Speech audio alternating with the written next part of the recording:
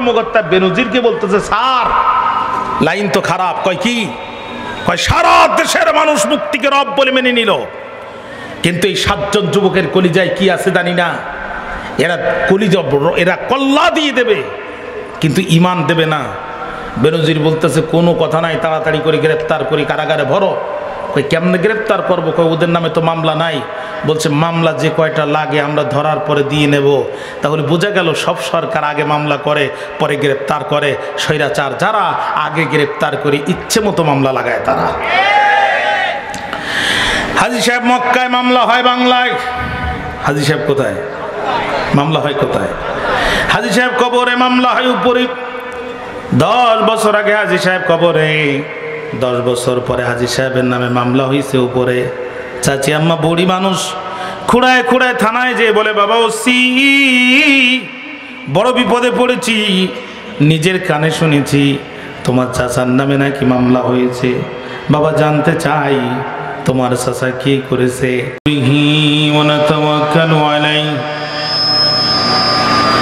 ونعوذ بالله من شرور أنفسنا ومن سيئات أعمالنا من يهد الله فلا مضل له ومن يضلل فلا هادي له ونشهد أن لا إله إلا الله وحده لا شريك له ونشهد أن سيدنا ومولانا محمدا عبده ورسوله الذي أرسله بالحق بشيرا ونذيرا وداعيا إلى الله بإذنه وسراجا منيرا فقد قال الله تعالى في كلامه المجيد والفرقان الحميد জবান খুলুন, আমার সাথে মুহাব্বতে তেলাওয়াত করুন। আউযু বিল্লাহি মিনাশ শাইতানির রাজীম বিসমিল্লাহির রাহমানির রাহিম আম হাসিবতা আন্না আসহাবাল কাহফি ওয়ার রাকিম কানু মিন আয়াতিনা আজাবা إذ أوى الفتية إلى الكهف فقالوا ربنا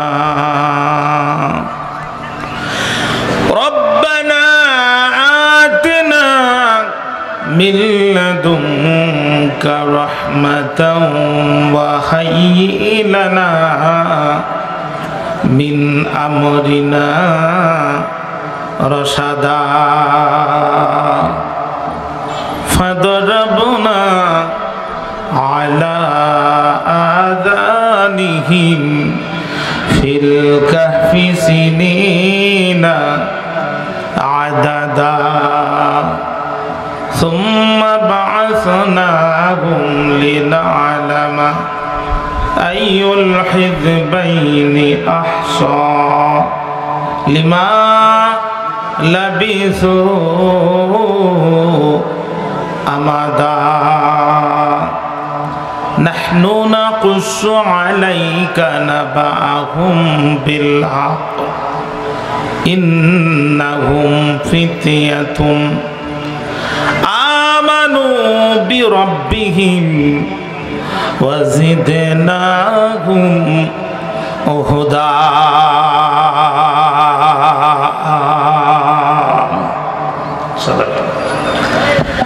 قال رسول الله صلى الله عليه وسلم من حفظ 10 آيات من أول سورة الكهف عصم من الدجال أو كما قال عليه الصلاة والسلام إن الله وملائكته يصلون على النبي يا أيها الذين آمنوا صلوا عليه وسلموا تسليما اللهم صل على محمد وعلى آل محمد كما صليت على إبراهيم وعلى آل إبراهيم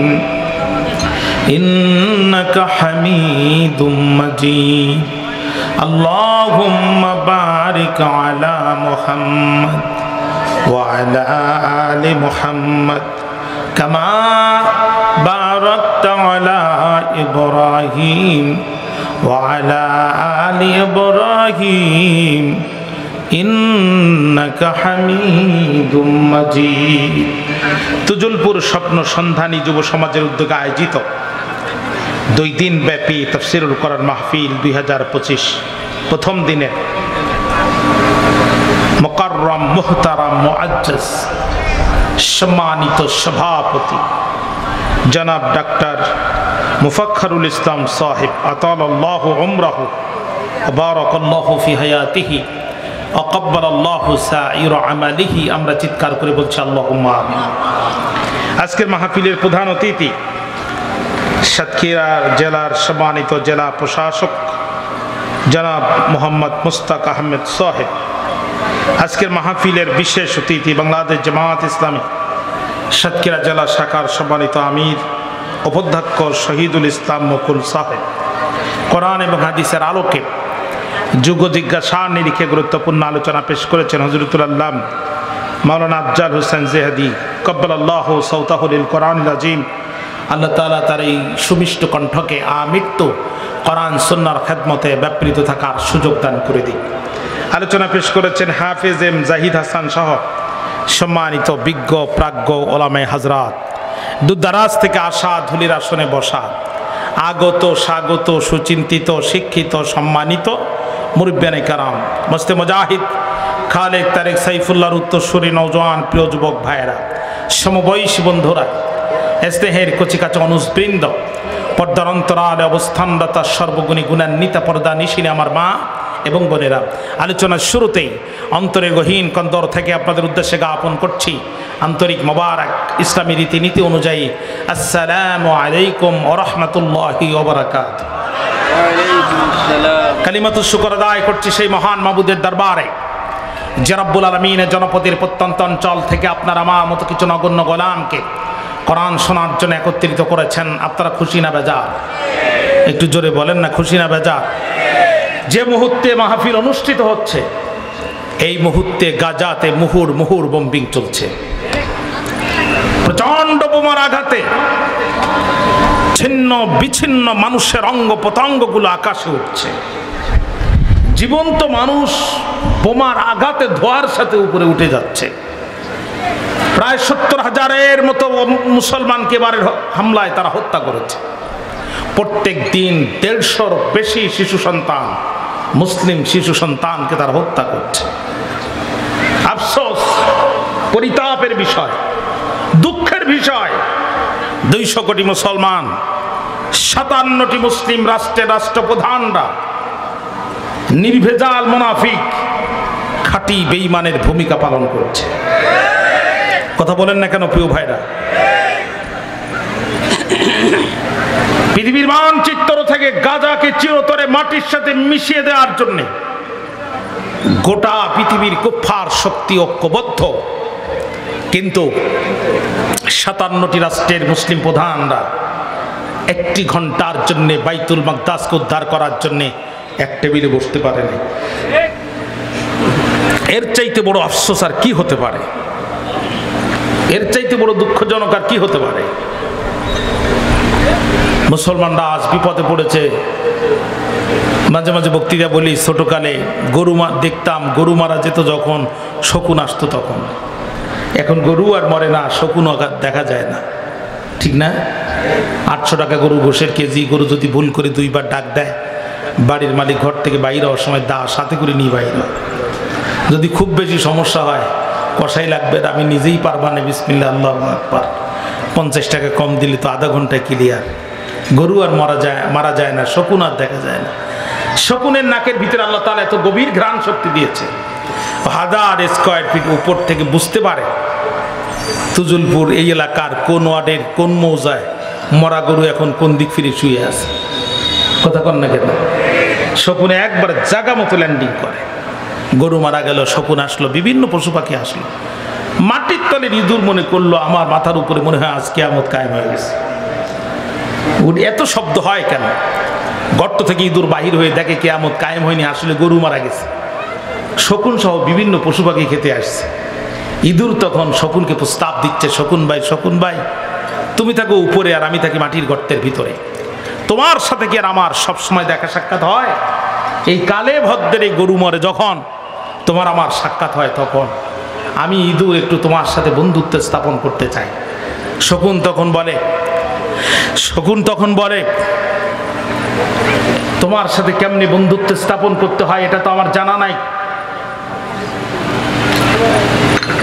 ইঁদুর তখন বলে রশির একটি পাশ বাঁধো তোমার পায়, আরেকটি পাশ বাঁধিয়ে আমার পায়, 2 জন মিলে বন্ধু হয়ে যায়। রশির একটি পাশ বাঁধা হলো ইঁদুরের পায়, আরেকটি পাশ বাঁধা হলো শকুনের পায়।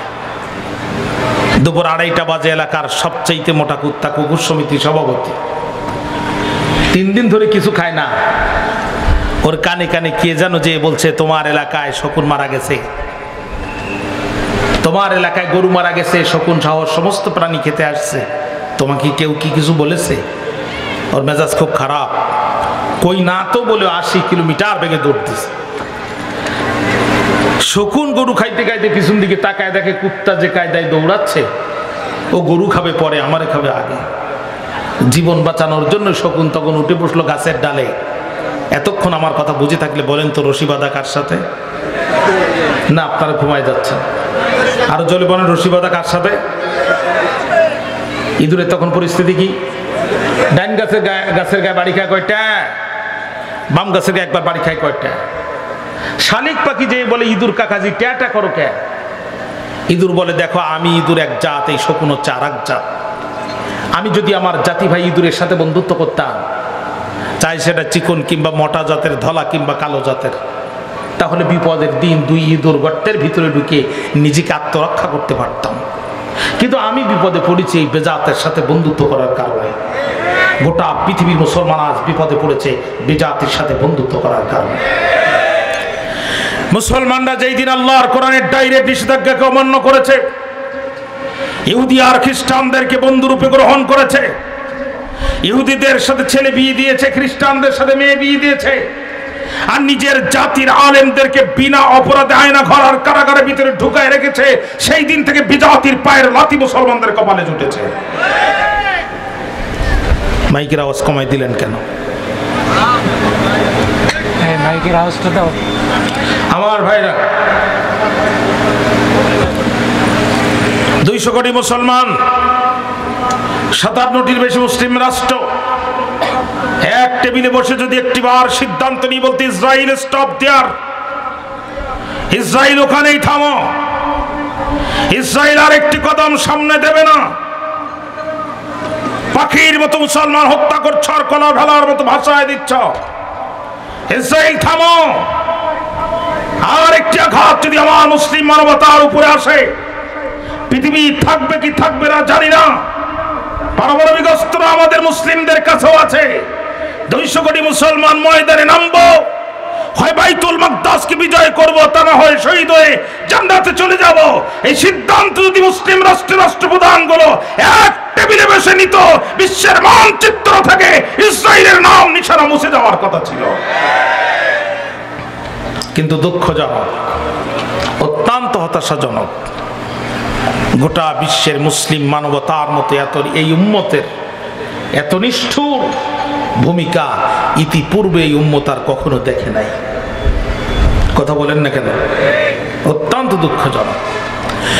প্রিয় ভাইরা আমার, এই দুরবস্থার মধ্য দিয়েও যে আজকে আমরা এখন উন্মুক্ত জমিনে কোরআনের আলোচনা করতে পারছি, আপনারা খুশি না বেজার? একটু আওয়াজ দিয়ে বলেন, খুশি না বেজার?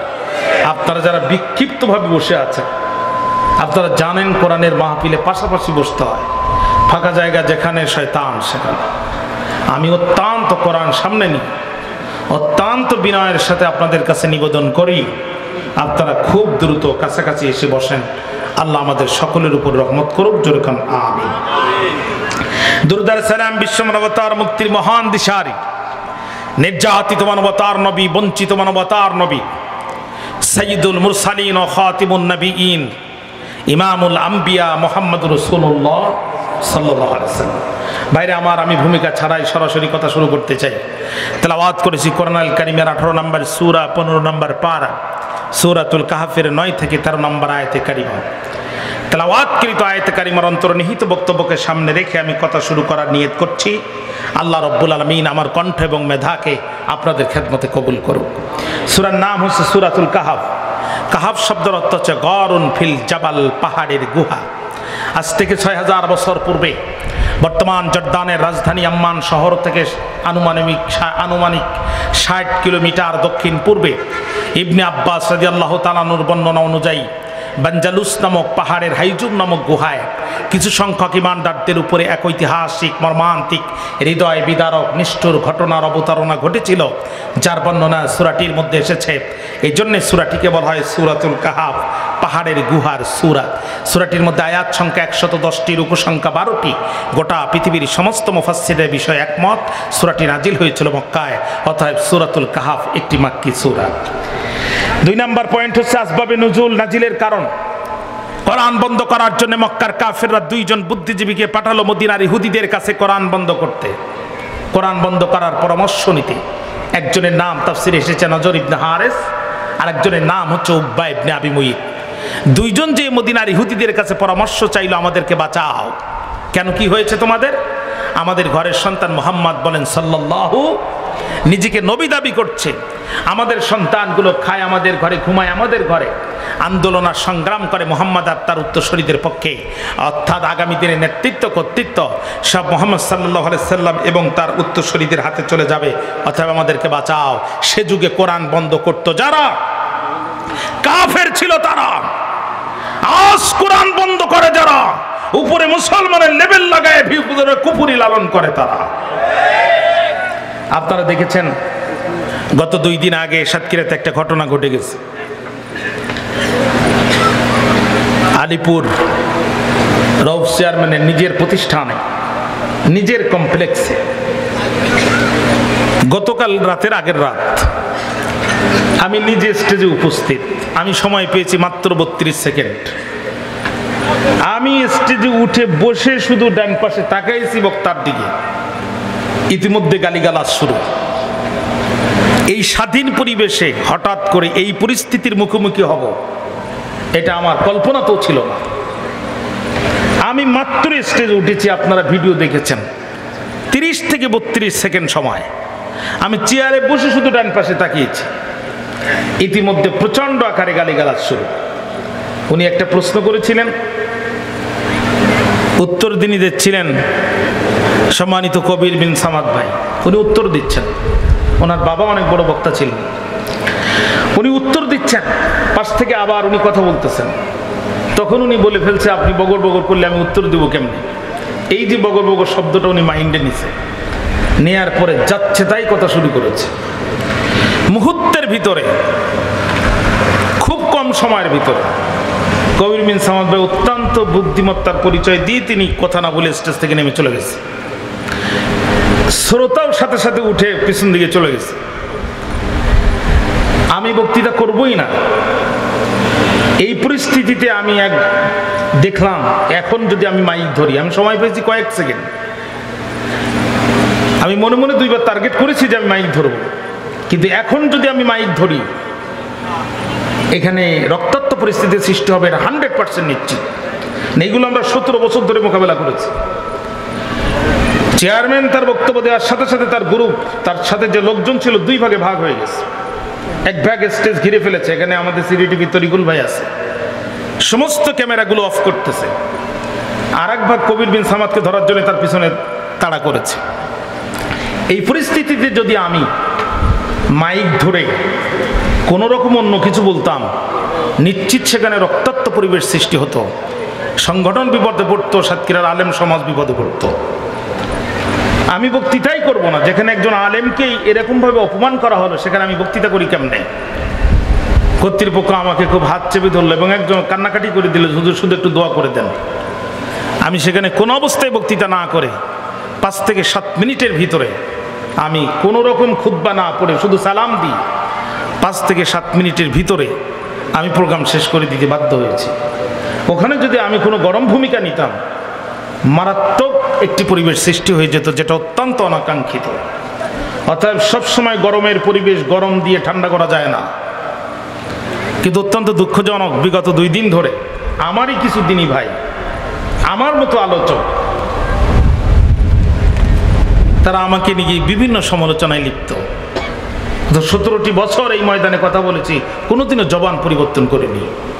প্রকাশ্য রাজপথে মার খেয়েছি, কারাগারে গিয়েছি, জবান পরিবর্তন করেনি। আর ঘটনাটা ঘটে গেছে আমি বুঝে ওঠার আগেই। 30 সেকেন্ড সময় পেয়েছি আমি হাতে। আমি সেখানে আমন্ত্রিত অতিথি, আমার বাড়ি সেখানে না। আমার কি করার আছে আপনারা বলেন? ভাইরা আমার, অতএব সে যুগে কোরআন বন্ধ করতো যারা, অন্তরে কুফরি লালন করতো তারা, আজ কোরআন বন্ধ করে যারা, উপরে মুসলমানের লেবেল লাগায় ভিতরে কুফরি লালন করে তারা। মক্কার ইহুদিরা, মদিনার ইহুদিরা বুদ্ধি দিলেও দেখো, আগে যাও সে নবী কিনা এটা পরীক্ষা করো। সত্যি যদি সে নবী হয়, গোটা পৃথিবীর ইহুদি এক জায়গায় করে তাবিজ বানায় গলায় রাখলেও কোনো লাভ হবে না। তাকে যে প্রশ্ন করো 3টা, একটু চিৎকার করে বলেন কয়টা? 1 নম্বর প্রশ্ন, আপনাদের কষ্ট হচ্ছে না তো? রুহু কি এবং তার তাৎপর্য কি?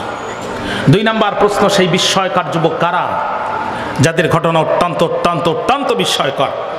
3 নম্বর, সেই মহান ব্যক্তিকে যিনি মিনাল মাশরিকিল আল মাগরিব, ফ্রম ইস্ট টু ওয়েস্ট, পূর্ব থেকে পশ্চিম পর্যন্ত পরিভ্রমণ করেছেন। ওরা মক্কায় এসে রসুলকে প্রশ্ন করলেন। আল্লাহ রসুল বললেন, তোমাদের প্রশ্নের জবাব আগামীকাল দেব। ঘটনাবশত রসুল্লাহ ইনশা আল্লাহ বলতে ভুলে গিয়েছিলেন। উলুমুল কোরআন, কোরআনের সায়েন্সের কিতাব হচ্ছে 2টা। 1 নম্বর কিতাবের নাম আল বুরহান ফি উলুমিল কোরআন ইমাম জারকাশি রহমতুল্লাহ আলাইহি। 2 নম্বর আল ইতকান ফি উলুমিল কোরআন হাফেজ জালালউদ্দিন সুয়ুতি রহমতুল্লাহ আলাইহি। হাফেজ জালালউদ্দিন সুয়ুতি আল ইতকানের মধ্যে বলেন, আল্লাহ রসুল ইনশা আল্লাহ বলতে ভুলে যাওয়ার কারণে রসুলের উপরে একটানা 15 দিন ওহী নাজিল হওয়া বন্ধ ছিল।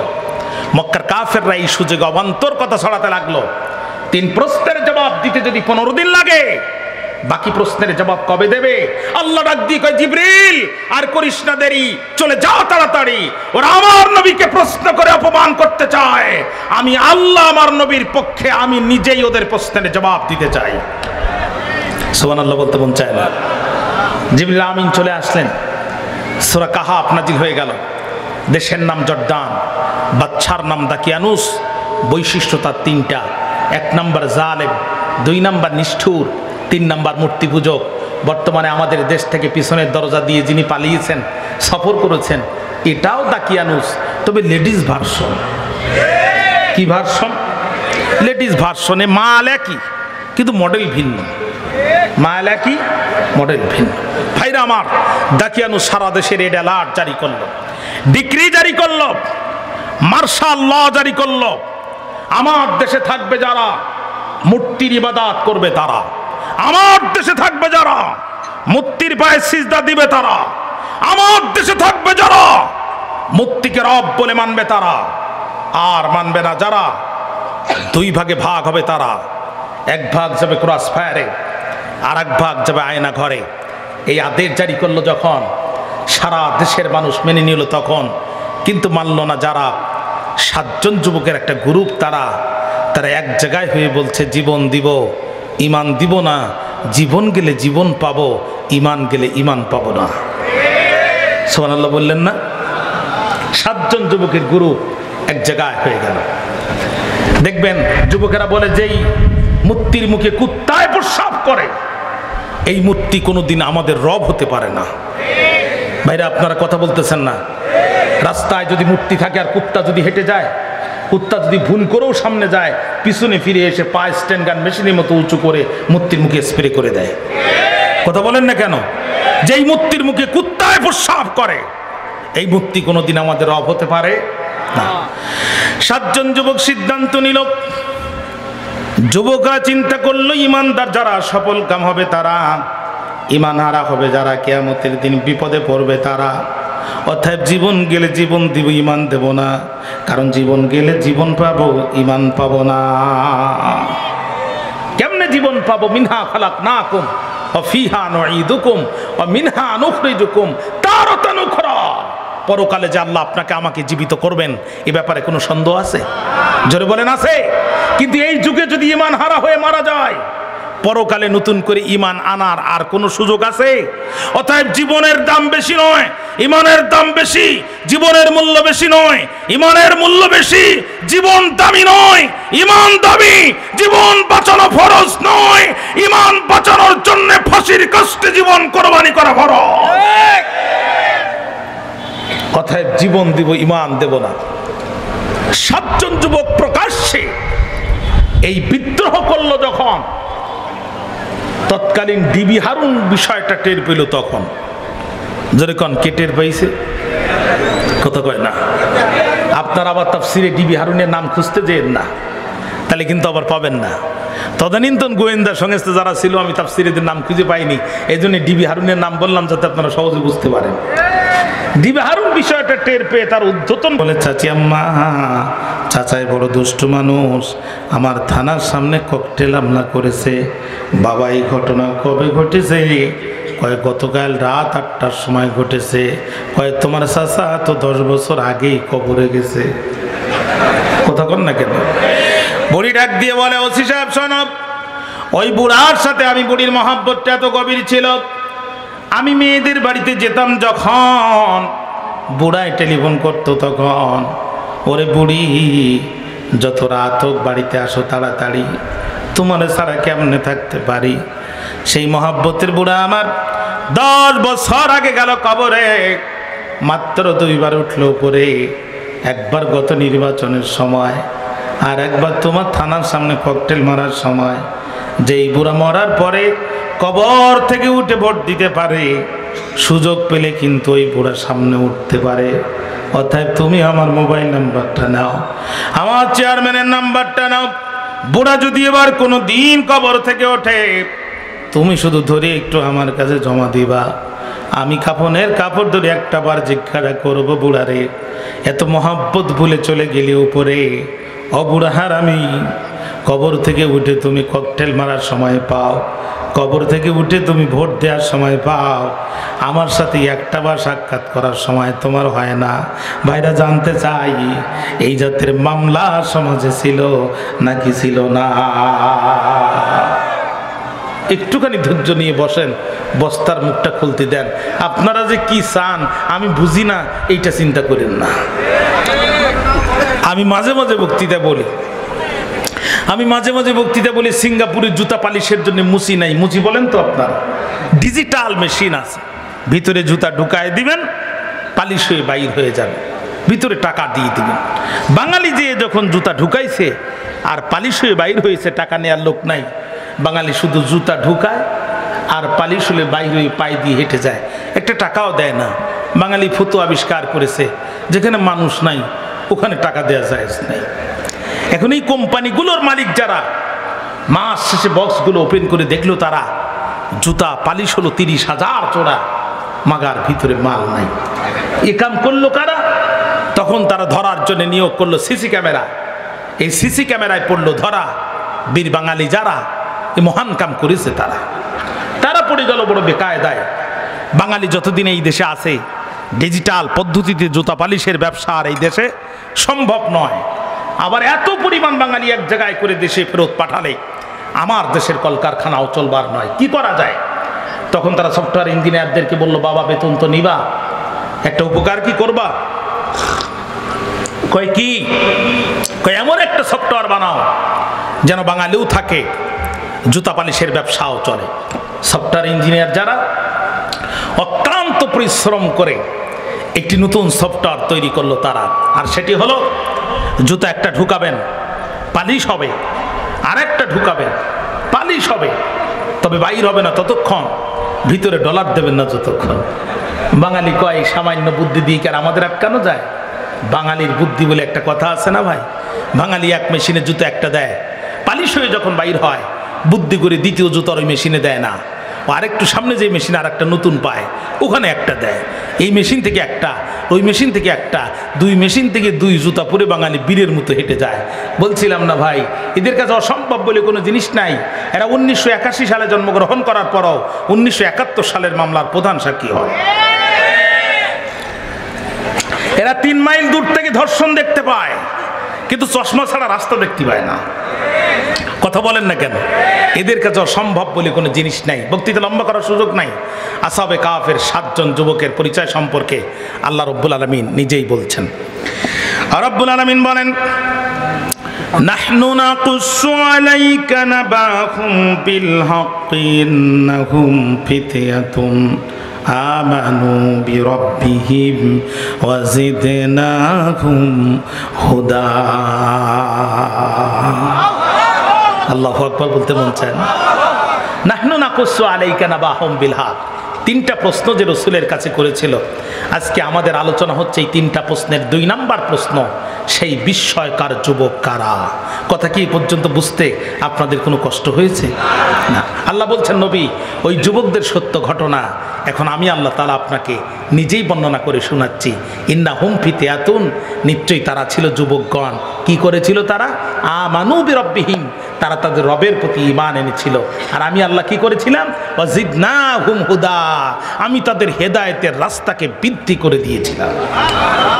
একটু জোরে বলেন ভাইরা আমার। যুবকদের হাতের মধ্যে দড়ি দেওয়া হলো, পায়ের মধ্যে বেড়ি দেওয়া হলো।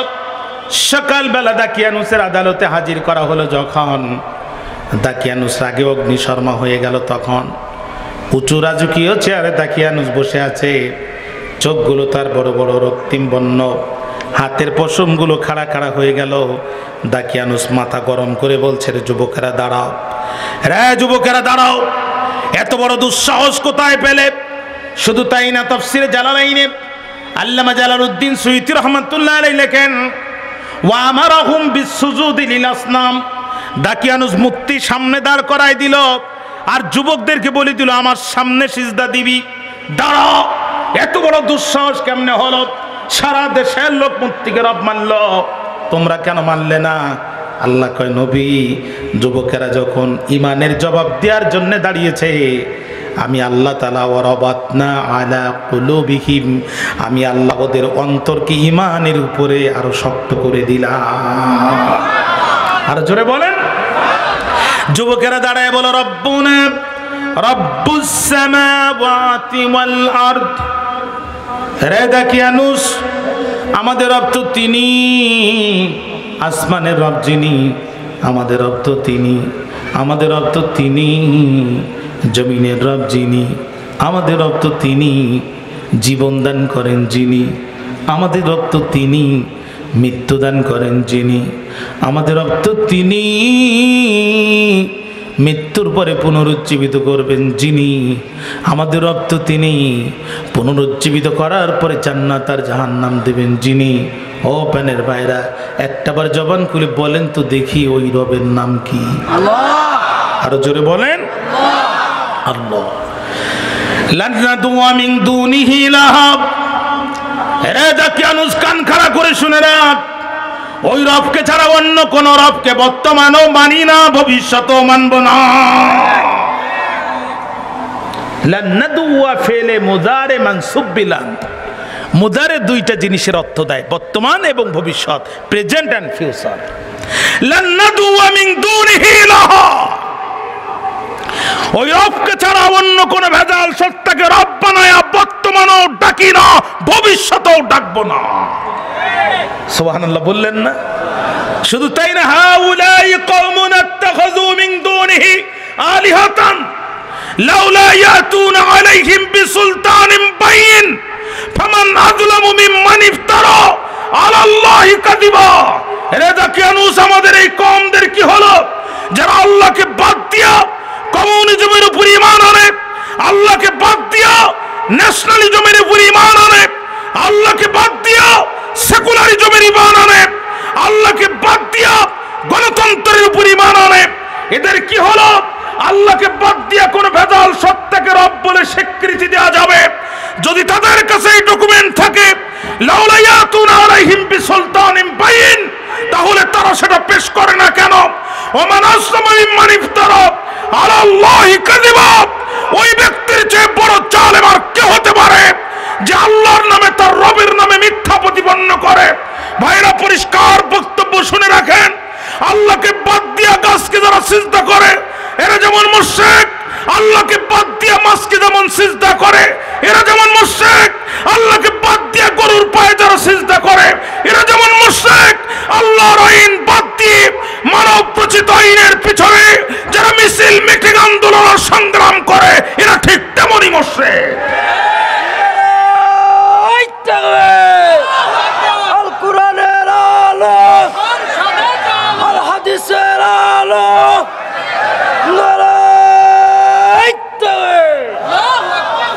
ভাইরা আমার, পরিষ্কার বক্তব্য। আল্লাহ বলছেন, ওমাইয়াবতাগি গায়রাল ইসলাম দীনান ফালা ইউকবালা মিনহু। আল্লাহর কাছে ইসলাম ছাড়া অন্য কোনো কিছু গ্রহণযোগ্য হবে না। ইন্না শব্দ ব্যবহার করেছেন আল্লাহ, ইন্নাদ দীন ইনদাল্লাহিল ইসলাম। আল্লাহর কাছে একমাত্র মনোনীত জীবন ব্যবস্থার নাম হচ্ছে ইসলাম। সুতরাং যারা কমিউনিজম করে, যারা ন্যাশনালিজম করে, যারা সেকুলারিজম করে, আল্লাহর ইসলাম বাদ দিয়ে কালমাস, লেনিন, আব্রাহাম লিঙ্কন আর মহাত্মা গান্ধীর জীবন প্রতিষ্ঠার জন্য যারা সংগ্রাম করে, এদের কোন ইবাদত বন্দেগী আল্লাহর কাছে গ্রহণযোগ্য হবে না। তাহলে মসজিদের মেম্বারে দাঁড়িয়ে আপনি কোন সাহসে বলেন যে ওরাও মুসলমান?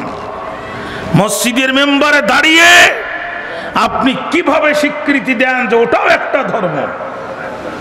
সাংঘাতিক ব্যাপার। সত্য কথা বলতে পারবেন না, বাদ দিয়ে মাঠে কামলা দিয়ে খান, গুনাহ হবে না। কথা বলেন না কেন প্রিয় ভাইরা? কিন্তু এখন সময় এসেছে, এটা 2008 থেকে 2023-এর বাংলা নয়, এটা 2024-এর বাংলা। কোরআন খুলে জাতির চোখে আঙ্গুল দিয়ে হক কথা বলার সময় এসে গেছে। পরিষ্কার বক্তব্য, ইসলাম ছাড়া আল্লাহর কাছে অন্য কিছু গ্রহণযোগ্য হবে না। যতবার হজ করেন, যত বড় কুরবানি করেন, কিয়ামতের দিন আপনার আমলনামা আল্লাহ এক জায়গায় করে আপনার মুখে ছুঁড়ে মারবে যদি ইসলাম ছাড়া অন্য জীবন ব্যবস্থা প্রতিষ্ঠার চেষ্টা আপনি করেন। পরিষ্কার বক্তব্য। ভাইরা আমার, এই কথা যখন যুবকেরা বলল, আপনাদের কষ্ট হচ্ছে আমার মনে হচ্ছে। তাকিয়ানুস বলছে, তোদের কথায় তোরা রাজাকার ঘেরান পাওয়া যায়। You have to change all of your decision within 3 days। 3 দিনের ভিতরে তোমরা তোমাদের সিদ্ধান্ত পরিবর্তন করবা, তা না হলে তোমাদেরকে প্রকাশ্য দিবালোকে ফাঁসির কাস্টে ঝোলানো হবে, অথবা শুলে চড়ায় পৃথিবীর জমিন থেকে বিদায় করে দেওয়া হবে। প্রথম দিন কেটে গেল, দ্বিতীয় দিন কেটে গেল, আগামীকাল সারেন্ডার করতে হবে। আজকে 7 জন যুবক অন্ধকার রাতে এক জায়গায় হয়ে মোমবাতি জ্বালায় দিয়ে তাওহীদের হাসি একজন আর একজনের দিকে ফিরে হাসতে যায় আর বলতেছে, বন্ধু কথা কিন্তু একটাই, জীবন দিব, ঈমান দেব না। যুবকেরা ডাক দিয়ে বলে, বন্ধু,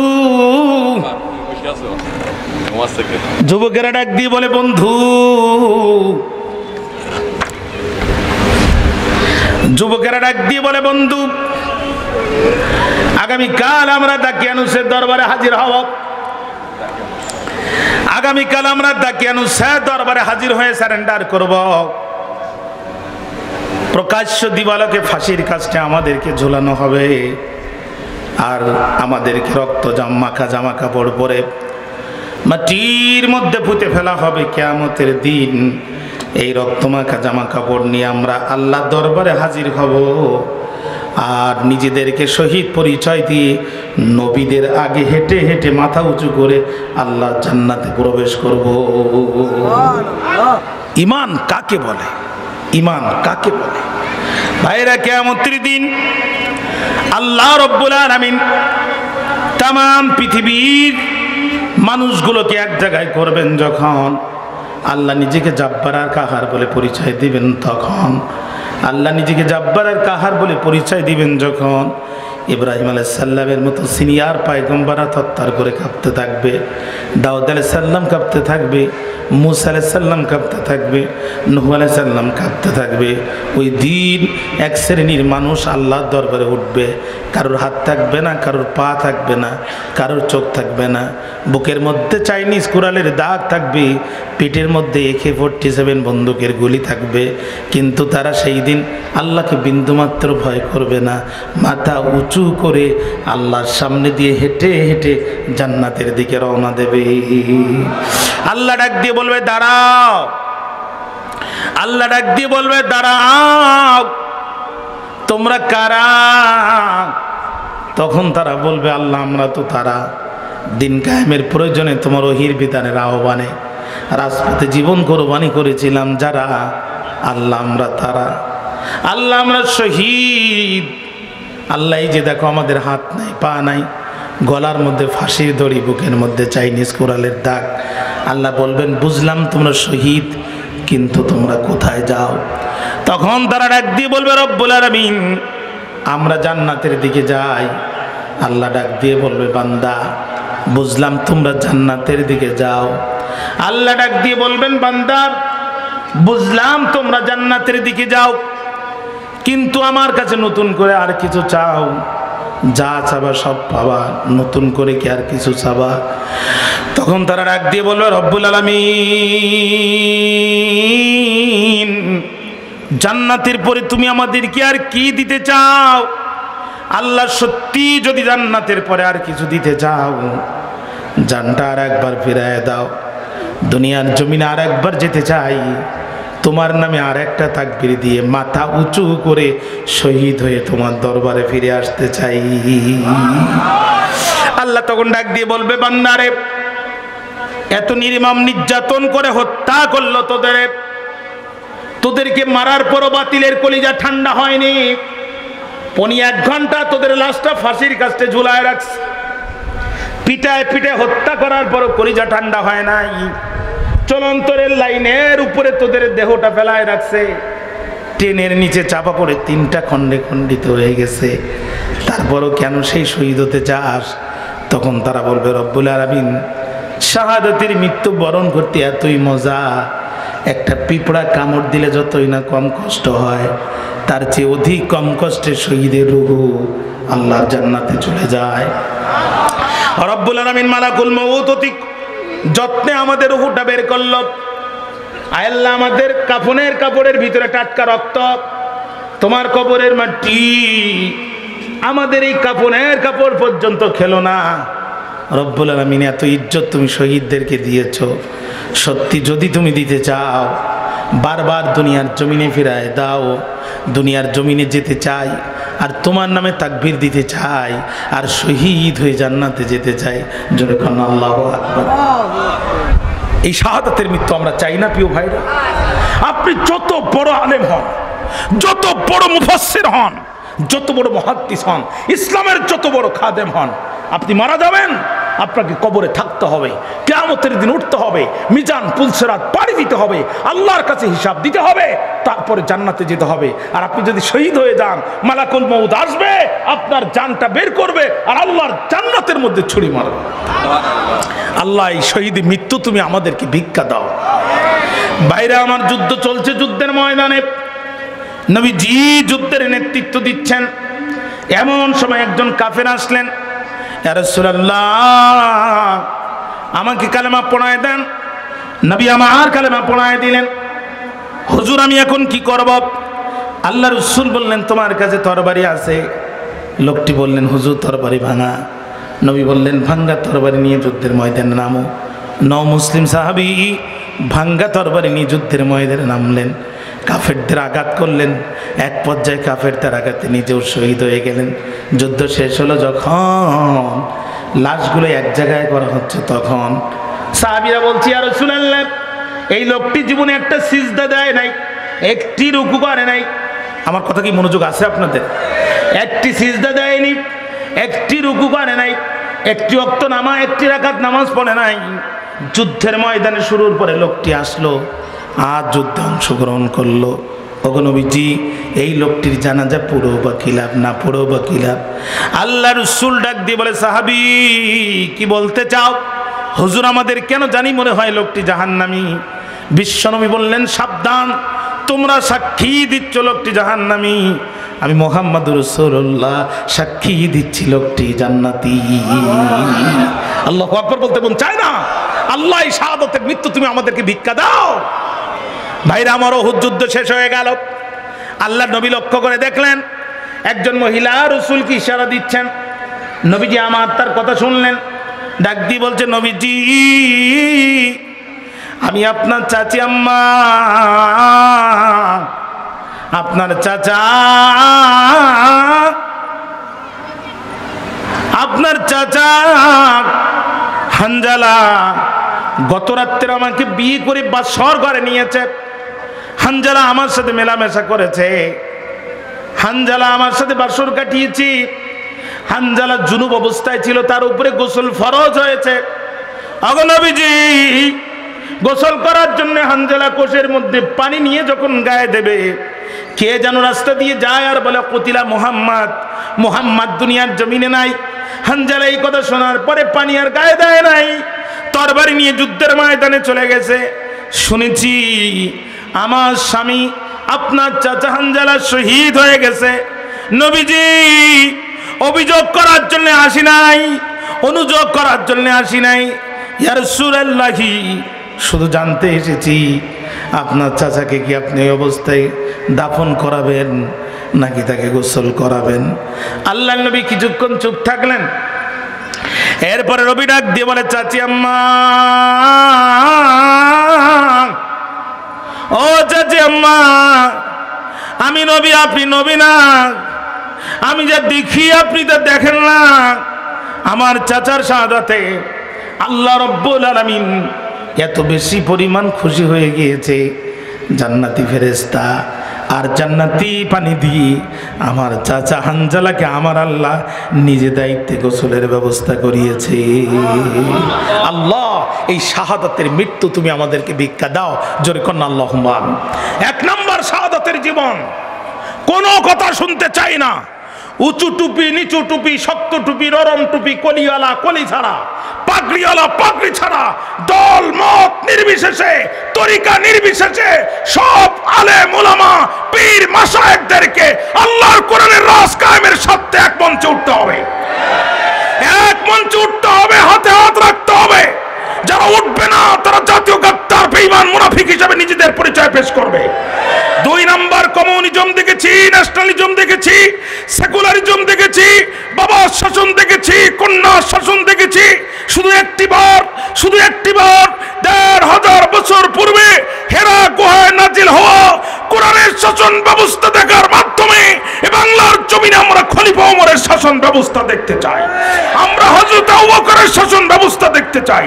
আল্লাহর কোরআনের শাসন ব্যবস্থা দেখার জন্য যদি পকেটের টাকা দিতে হয় টাকা দিব, যদি হাত কুরবানি করতে হয় হাত কুরবানি করব, যদি পা কুরবানি করতে হয় পা কুরবানি করব, যদি চোখ কুরবানি করতে হয় চোখ কুরবানি করব, আরে যদি প্রয়োজন হয় গর্দানও যদি দিতে হয় গর্দান দিয়ে দেব। তারপর বাংলার পার্লামেন্ট কোরআনের পার্লামেন্ট বানাবো। কারা কারা রাজি আছেন তো হাত তুলে আল্লাহকে দেখায়।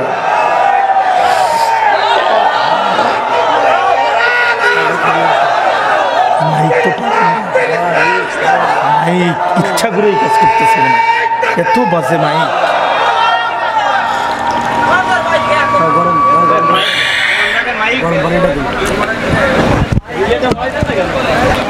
আমার ভাইরা দেখেন আওয়াজ আছে কিন্তু কমায় একটু বাড়ায় দেন। 10 দিন বক্তৃতা করলে এত কষ্ট হয় না। আপনার মাইকটা আমি যেখানেই পালাম সেখানেই বিপদ। আমার পরে কি আর কোনো বক্তা আছে? যা আছে সব দেন। আপনাদের কষ্ট হচ্ছে আমার মনে হচ্ছে। তাহলে 1 নম্বর শাহাদাতের জীবন। কোরআনের সমাজ কায়েমের জন্য যদি শাহাদাত আলিঙ্গন করতে হয়, আমরা শাহাদাত আলিঙ্গন করব, পিছনের দিকে যাব না। আমরা কারোর চোখের দিকে তাকিয়ে কথা বলি না, আমরা কথা বলি আল্লাহর সন্তুষ্টিকে সামনে রেখে। অতএব আমরা কোরআনের কথা বলতে, কোরআনের পথে চলতে, প্রয়োজনে জীবন বিলায় দিতে অতীতেও পিছপা হয়নি, ভবিষ্যৎ হব না। আমরা হাসি মুখে মৃত্যুকে আলিঙ্গন করেছি, কিন্তু পিছনের দরজা দিয়ে আপোষ না করে প্রমাণ করে দিয়েছি আমরা রাসূলের সঠিক সুন্নাহর উপরে টিকে আছি। আসহাবে কাফের যুবকদের সামনে এখন 2টা সিদ্ধান্ত। 1 নম্বর সিদ্ধান্ত হচ্ছে শাহাদাতের জীবন।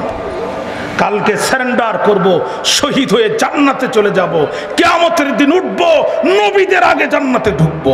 জোরে কন্যা সুবহানাল্লাহ। 2 নম্বর, আমরা চলে যাব কালকে পাহাড়ে, আত্মগোপন করব, নিজের জীবন বাঁচানোর জন্য নয়, ইমান বাঁচানোর জন্য। তাহলে ইসলামের প্রয়োজনে মাঝে মাঝে নিজের পরিচয় গোপন করা জায়েজ না হারাম? 100% জায়েজ। আল্লাহ তার নবীকে বলছে, নবী আপনি দাওয়াত দেন সিররান, গোপনে, ফাসিররান, অতি গোপনে।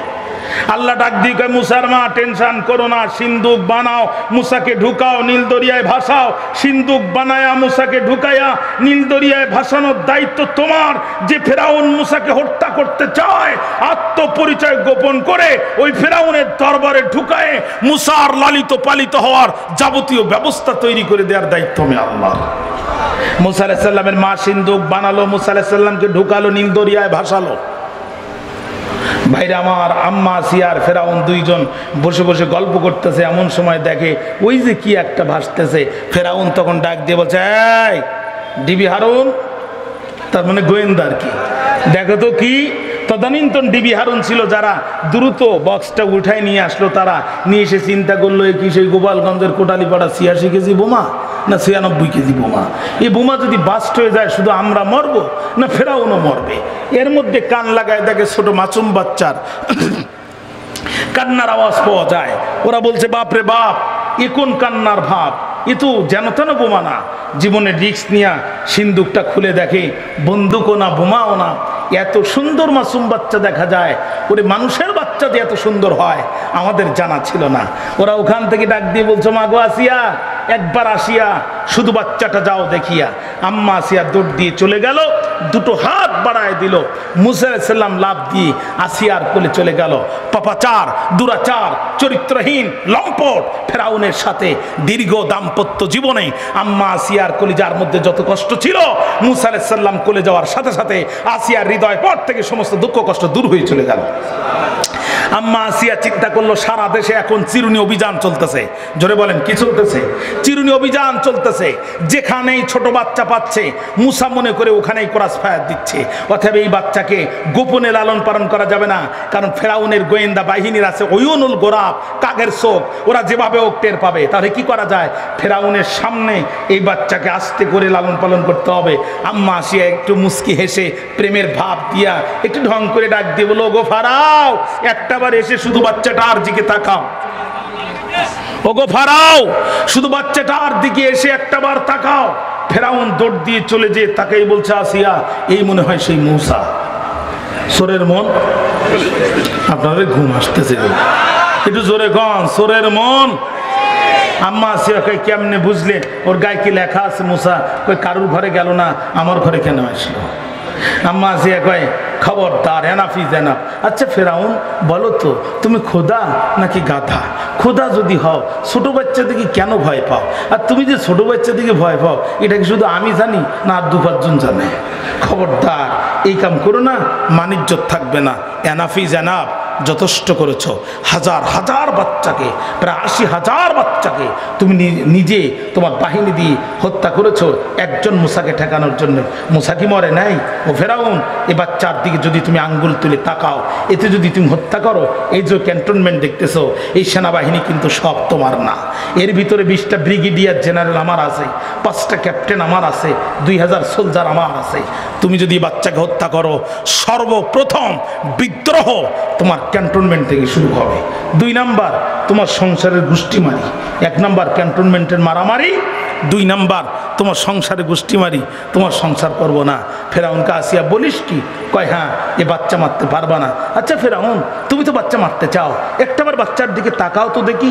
ফেরাউন তাকেই বলতেছে, আসিয়া আমার চোখ ঠান্ডা হয়ে গেছে। ফেরাউন যখনই বলছে আমার চোখ ঠান্ডা হয়ে গেছে, সেই সময় আম্মা আসিয়া মুস্কি হেসে যে মন্তব্য করেছিলেন, আসিয়ার মুখের মন্তব্যকে আমার আল্লাহ কোরআনের আয়াত বানায় দিয়েছে। সূরাতুল কসাস খোলেন, আল্লাহ বলছে কুররাতু আইনুল লি ওয়া লাকা। ও ফেরাউন, আমার চোখ ঠান্ডা, তোর চোখ ঠান্ডা। লা তাকতুলুহু, এই বাচ্চাকে তুই করতে পারবি না হত্যা। আল্লাহ কয় মুসার চেহারাটা ভালো করে দিয়ে এমন ইশারা দিয়ে দিয়েছি, এখন আসিয়াও খুশি যে ফেরাউন মারতে চায়, ও ফেরাউনও খুশি। বুঝতে